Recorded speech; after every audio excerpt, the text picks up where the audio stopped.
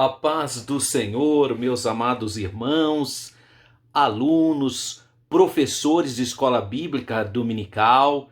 É uma alegria poder dar continuidade no nosso estudo bíblico e hoje, lição de número 2, a sublimidade das bênçãos espirituais em Cristo, 12 de abril de 2020. Nosso textuário está em Efésios, capítulo 1, versículo 3, que diz: Bendito Deus e Pai de nosso Senhor Jesus Cristo, o qual nos abençoou com todas as bênçãos espirituais nos lugares celestiais, em Cristo. E a nossa verdade prática, ela diz assim: Deus nos elegeu em Cristo antes da fundação do mundo, para que desfrutássemos das bênçãos espirituais. Graças a Deus. Vamos pensar um pouquinho sobre esse nosso textuário de Efésios, capítulo 1, versículo 3. Ele então diz assim: Bendito o Deus e Pai. Ele começa com essa expressão, né? Bom, essa é uma maneira, essa expressão do nosso textuário, bendito Deus, é na verdade uma expressão rabínica, né? Os rabinos usavam essa expressão, portanto é uma expressão rabínica comum, que indica o quê? Louvor a Deus, devido aos seus muitíssimos benefícios. Então, por exemplo, no Salmo de número 69, versículo 19, diz assim: Bendito seja o Senhor, que dia a dia leva o nosso fardo. Olha que bonito, né? Então, Deus é a nossa salvação. Então, o termo hebraico bendito é Baruch, bendito. E essa palavra também é citada, então, nesse Salmo de número 68, versículo 19. Bom, qual é a ideia, então, do bendito seja Deus e Pai de nosso Senhor e Salvador Jesus Cristo? Baruch. A ideia é que Deus seja louvado, né? Naturalmente, por aquilo que Ele fez em nosso favor, mas também a favor de toda a humanidade, de todos os homens, de você aí que está me acompanhando, né? Da sua família, por intermédio do seu único filho, do seu Filho, nosso Senhor, nosso amado Salvador, Jesus Cristo. Então, um dos nomes conferidos a Deus na cultura hebraica, dos hebreus, era então o bendito, né? Ou seja, aquele que é o abençoador, é aquele que é louvado. Então, por motivo de reverência, ou talvez por temor reverente, né?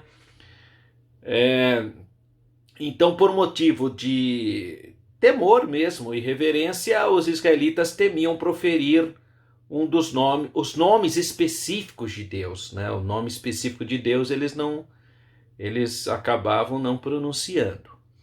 Bom, além disso, Deus era representado como o benfeitor supremo de toda a humanidade, né? Aquele abençoador de todos os homens, de toda a humanidade.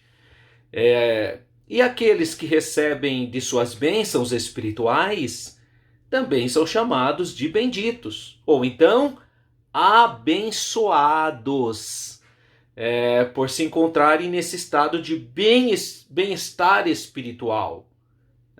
Então, pessoas abençoadas, porque desfruta da bênção do Senhor. Bom, acho que é importante nesse momento a gente falar sobre a palavra bênção, que procede da mesma raiz que o termo usado para falar sobre Deus bendito e sobre sermos abençoados, né? Então a gente nota aqui o jogo de palavras, na verdade, né? Em torno desse mesmo vocábulo do Baruch, que destaca seus vários sentidos e usos possíveis. Esse termo fala de todo o grande benefício espiritual da salvação, da imortalidade, da transformação, segundo a glória, o poder, a imagem de Cristo. De tudo, então, quanto essas realidades, obviamente, envolvem. E aí ele fecha o textuário dizendo nas regiões celestiais. Bom, o que eu preciso entender é que aqui não está em foco o benefício celestial, não seria isso. Ou os benefícios que vêm do céu, não é exatamente isso. Mas a localização dessas futuras bênçãos espirituais, que são aqui pintadas como nossas, né? Nós sendo eu herdeiro delas. Então o crente partirá para os lugares celestiais, né? Jesus falou, onde eu estiver, estejai vós também, né? Mas para onde ele vai é definido no texto presente. Ele vai para aquelas regiões que pertencem a Deus Pai e do Senhor Jesus Cristo, né? Então é um textuário pequenininho, mas muito profundo e grandemente abençoador. A leitura bíblica em classe, então, dessa lição está em Efésios, capítulo 1, versículos 3, 4 e depois os versículos 9 até o 14. Então são esses os versículos da nossa leitura bíblica em classe. Agora, os objetivos da nossa lição, primeiro é refletir a respeito da nossa nova posição em Cristo. Evidenciar a realidade de uma vida cristocêntrica neste mundo, né? E explicar que o Espírito Santo desempenha papel fundamental no plano da salvação. Eu já falei aqui para você em outras lições que a Santíssima Trindade é fundamental para o plano de salvação. Por quê? Porque o Pai, Deus Pai Todo-Poderoso, o Pai Santo, Criador dos céus e da terra, ele fez um plano salvífico, porque Deus amou a humanidade. E por amar a humanidade, ele apresenta o plano. Mas quem executa o plano é o Filho dele, o Filho de Deus, o Verbo que se fez carne para executar o plano, dando a sua vida na cruz do Calvário para a nossa redenção. É o sangue de Jesus que nos purifica de todo pecado. Mas quem me convence dessa verdade? Quem me convence da justiça, da verdade e do juízo? A pessoa do Espírito Santo, a terceira pessoa da unidade divina. Então, o Pai, o Filho e o Espírito Santo desempenham um importante papel no plano da salvação. E o Espírito Santo é fundamental para nos convencer da verdade. Introdução, então, da nossa lição. Bem, nessa lição, vamos abordar, então, a grandeza, a beneficência, a excelência, a perfeição do projeto divino para conceder bênçãos espirituais aos seus filhos. Desde a eternidade, então, aprove a Deus, isso tem a ver com a sua presciência, não com a ideia de determinismo, mas de presciência. Ele, então, desde a eternidade, já fez esse plano de restauração e reconciliação com a humanidade. Por isso que na carta aos Efésios, o apóstolo Paulo se mostra profundamente agradecido pela revelação do mistério. Lembra da doxologia, né? O louvor, o agradecimento a Deus, porque Deus revelou para o apóstolo Paulo o mistério da piedade. Deus se fez carne para a nossa redenção. Então isso é revelação do Espírito Santo. Ele nos convida a louvar e a glorificar a Deus pela sua bondade, pela sua misericórdia, para com todos os homens, porque a vontade de Deus é que todos sejam salvos. Então Deus nos predestinou para a salvação. Predestinou no seguinte sentido: a vontade de Deus é que todos tenham o mesmo destino para a grande salvação. Agora, não é todo mundo que crê, né? Jesus falou, quem crer e for batizado será salvo. E quem não crê? Quem não crê será condenado. Mas Deus nos predestinou para a salvação. Agora, se a pessoa não tem essa responsabilidade, ao receber o toque da graça preveniente, o toque da graça de Deus, não confessa a Jesus, então É condenado, né? Porque amam mais as trevas do que a luz. Qual é o ponto, então, central dessa nossa lição?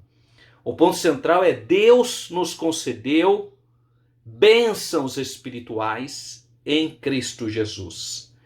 Graças a Deus. Vamos então pensar no primeiro tema, no primeiro tópico da nossa lição: a nova posição em Cristo. Então, no passado, eu e você, nós estávamos perdidos, condenados à morte eterna, mas graças a Deus, essa graça de Deus, porque a graça de Deus se ha manifestado, trazendo salvação para todos os homens. Essa graça tocou em nós e nos deu, então, restaurou nosso livre-arbítrio para nós confessarmos a Jesus e nos outorgou em Cristo o privilégio de ser chamado filho de Deus. Salvação, né? Graças a Deus.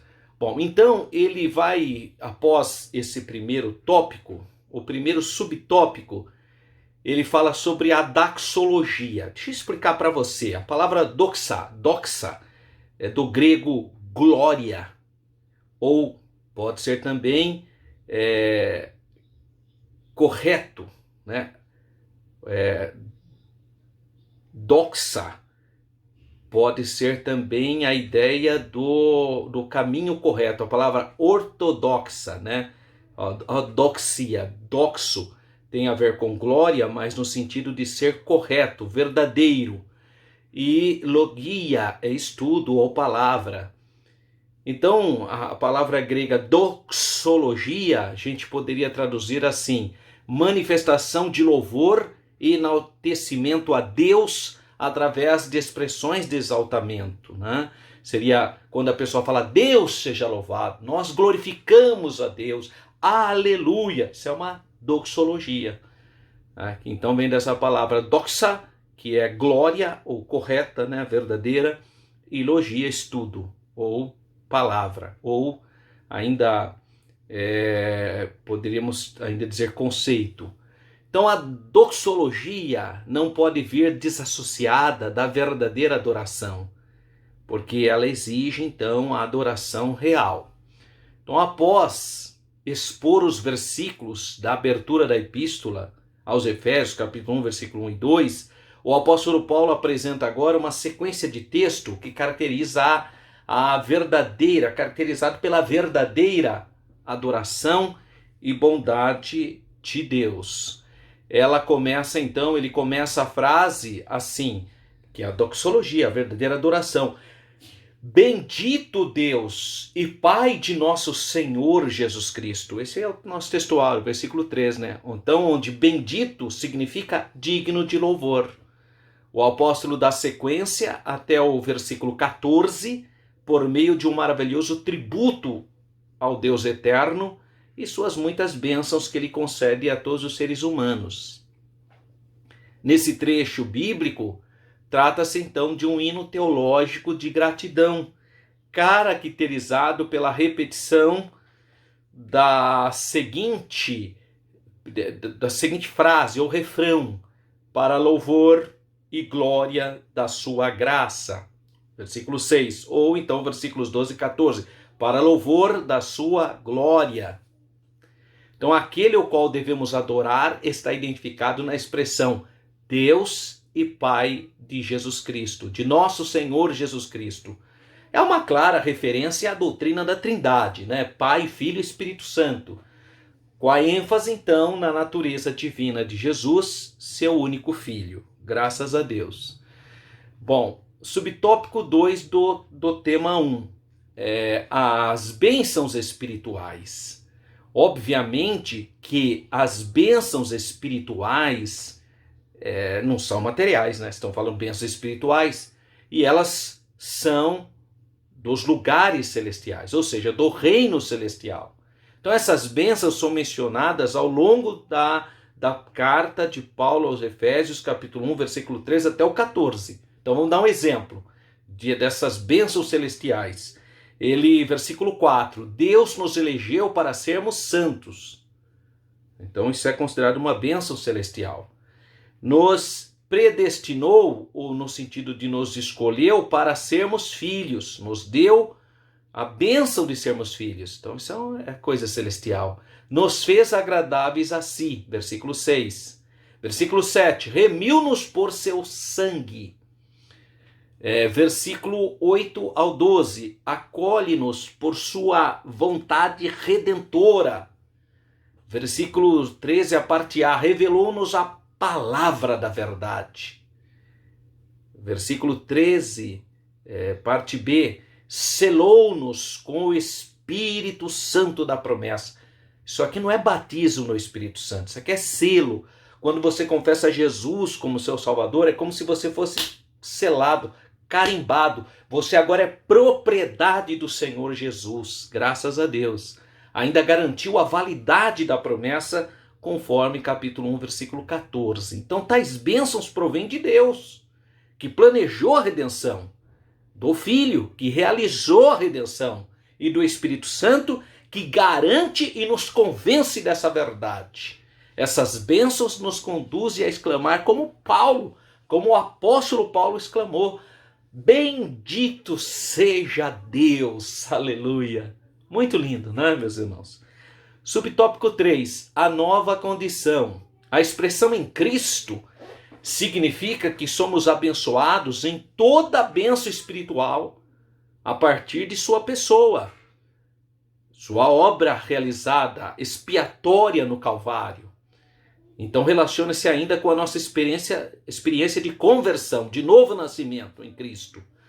Essa nova vida é conferida somente para quem está em Cristo, quem agora está em Cristo. Então isso é o oposto da antiga vida, que é o velho Adão, aquela vida pecaminosa, ou seja, aquela vida de escravidão pelo pecado. Romanos capítulo 5, versículos 11 a 15, que vai falar sobre o pecado original, de modo que não andamos mais em trevas, mas somos filhos da luz. Filhos da luz. Portanto, nossa posição é caracterizada pela salvação em Cristo, e por isso desfrutamos de todos os benefícios decorridos ou advindos dessa redenção. Graças a Deus. Então, o resuminho do primeiro tópico: as bênçãos espirituais que os crentes recebem ou receberam da parte de Deus possibilitam uma nova vida em Cristo. E, portanto, devemos o quê? Ser-lhe agradecidos. A gratidão, né? Precisamos ter o sentimento de gratidão. Olha o Salmo de número 103. Bendize, ó minha alma, ao Senhor, e tudo que é em mim, bendize o seu santo nome. O segundo tópico, então, uma vida cristocêntrica nesse mundo. O que é a palavra cristocêntrica? Jesus o centro. Então, primeiro, ele vai falar sobre a revelação do mistério. A frase, descobrindo-nos o mistério da sua vontade. Está no versículo 9 do capítulo 1. Então, aponta ou sinaliza a revelação da verdade que estava oculta aos santos de Deus, né? Colossenses 1, 26, né? Essa verdade diz respeito aos decretos eternos que Deus planejara por sua soberania, por sua soberana vontade, na sua presciência, com o propósito então do quê? De salvar os pecadores. João 3,16, porque Deus amou o mundo de tal maneira que deu o seu Filho unigênito, para que todo aquele que nele crê, não pereça, mas tenha vida eterna. Essa vontade divina é revelada segundo o seu beneplácito, segundo a sua vontade, isto é, de acordo com o que lhe agrada, fazer por amor e misericórdia. Então sua vontade foi executada conforme o seu desígnio por intermédio do seu Filho Jesus Cristo. Então, através de Cristo, para que o Filho em tudo tivesse a preeminência. Colossenses 1, 16 a 20, ali fala que Jesus é a origem, Jesus é o início, Jesus é o começo, Jesus tem a preeminência de tudo, graças a Deus. Subtópico 2 do tópico 2, a plenitude dos tempos. Então Paulo revela que o plano divino é fazer convergir em Cristo todas as coisas, que é o Efésios 1:10. Isso inclui tudo que foi criado por Cristo, para Cristo e que subsiste por Cristo. Implica dizer que todo o universo, céus e terra, estarão submissos à autoridade e soberania de Cristo. Então, claro que nesse sentido, a ruptura provocada pelo pecado de Adão é restaurada completamente em Cristo, graças a Deus. Essa declaração não tem conotação universalista, não é isso. A ideia de que no final das contas, no final dos tempos, todos serão salvos, não é isso. Mas que finalmente tudo será como Deus planejou, tudo estará de acordo com os propósitos de Deus, tendo Cristo a cabeça da igreja e também a cabeça do universo. Efésios 1, 21 a 23. A dispensação ou a administração desse plano será na plenitude dos tempos, conforme Efésios 1, 10. Então aqui a palavra grega tempos aqui é interessante, não é o cronos, né, do grego cronos, que vem a palavra cronologia, né, do tempo, não é isso.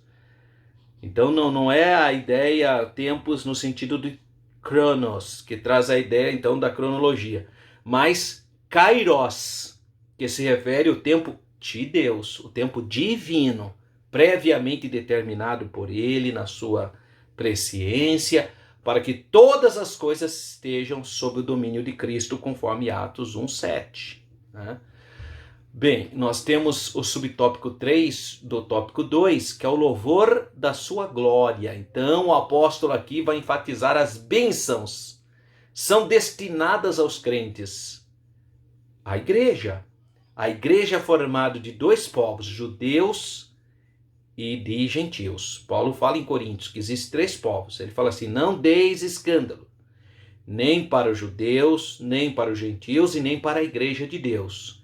Então você tem o povo judeu e você tem os gentios. E você tem a igreja. A igreja é formada de judeu e gentios que nasceram de novo em Cristo. Paulo muda do pronome nós, ele e os judeus para o também vós, os gentios, indicando que em Cristo os crentes de ambos os povos são herdeiros das promessas. Nessa dispensação da graça, ele ratifica igualmente que o propósito da eleição não é outro senão louvor e glorificação a Deus. Isso assinala não somente adorá-lo com palavras e ações, mas também levar outros a fazer o mesmo. Por conseguinte, tudo o que somos, fazemos ou possuímos vem de Deus, pois começa na sua vontade e culmina na sua glória. Graças a Deus. Resumindo então do tópico 2, os decretos eternos planejados por Deus, executados por Cristo, inclui a salvação dos pecadores e a restauração de todas as coisas. E o tópico de número 3, o Espírito Santo, penhor da nossa herança. Então, ponto 1, o selo do Espírito Santo. Aquele que ouve a palavra de Deus, o Evangelho de Jesus, e que por meio da fé se rende a Cristo, recebe o selo do Espírito Santo no momento da conversão. Pode ler isso em Tito, capítulo 3, a epístola de Paulo a Tito, capítulo 3, versículos 5 até o 7.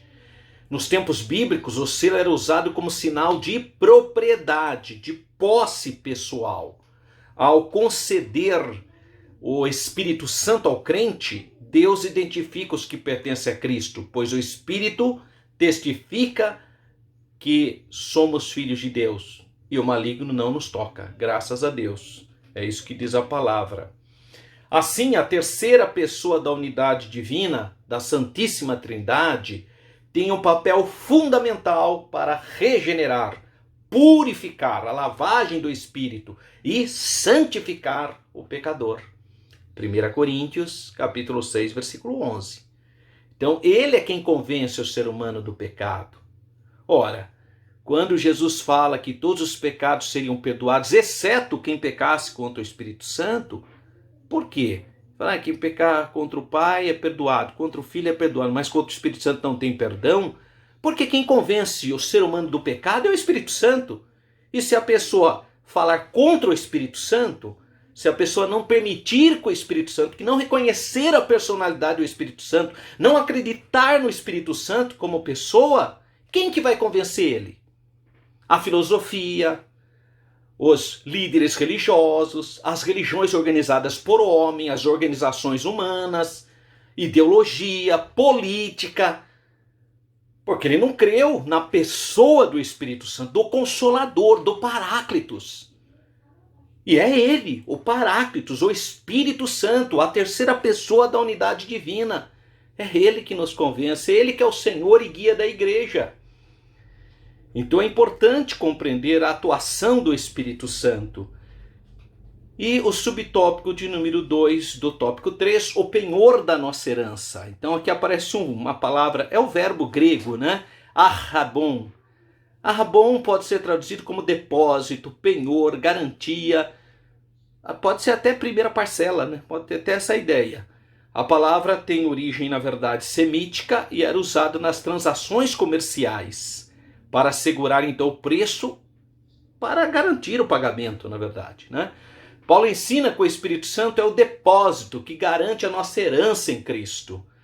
Tudo isso significa que aquele que tem o selo do Espírito Santo, aquele que foi selado pelo Espírito Santo, tem a garantia da salvação, porque ele tem o selo de ser propriedade do Senhor Jesus. Isso não quer dizer que o crente está salvo para sempre, independentemente de sua conduta. Não é isso. Mas que a redenção está validada para os crentes que permanecerem fiéis até o final. Então, a pessoa tem que crer e permanecer em Cristo, né? Não pode deixar as coisas de Deus. Resumo do tópico 3. O Espírito Santo faz morada na vida daqueles que recebem a salvação, os identifica como pertencentes a Cristo, propriedades do Senhor Jesus. Eles garante a vida eterna. Graças a Deus. Coisa maravilhosa, né, meus irmãos? Coisa linda.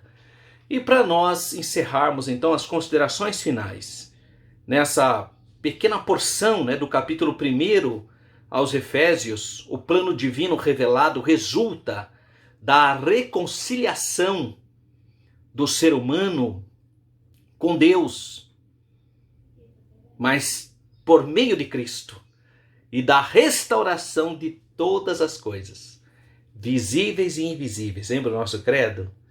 Creio em Deus Pai Todo-Poderoso, Criador de todas as coisas, das coisas visíveis e das invisíveis.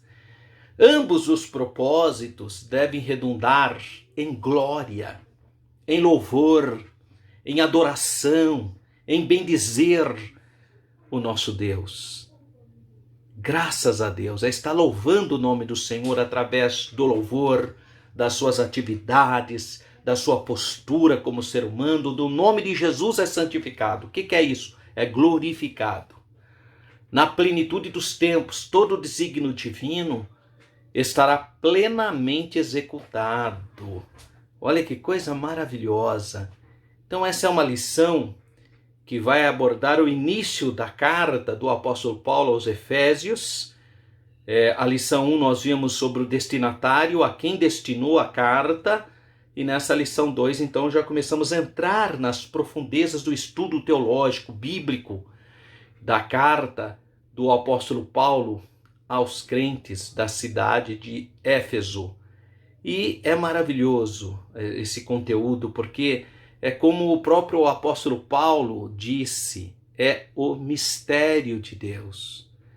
A epístola, conforme o apóstolo Paulo ia escrevendo, o Espírito Santo era revelando para ele. Conforme ele estava escrevendo, ele recebia a revelação de Deus.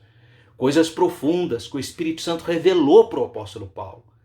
É essa autoridade apostólica que Paulo tem, porque ele recebe por revelação. É uma coisa realmente extraordinária. Então vamos aproveitar a oportunidade, aprofundar, estudar, ler a epístola do apóstolo Paulo aos Efésios, que nós possamos guardar essas porções maravilhosas dentro do nosso coração, possamos absorver a palavra. E Deus continua abençoando a sua vida, sua família. Eu quero pedir para você compartilhar essa aula com outros professores, com alunos, com irmãos, vamos ajudar, divulga, coloca no seu Facebook, no seu WhatsApp, no seu Messenger, em tudo o que você puder, compartilha da porção da palavra de Deus. Um grande abraço, fique na paz do Senhor.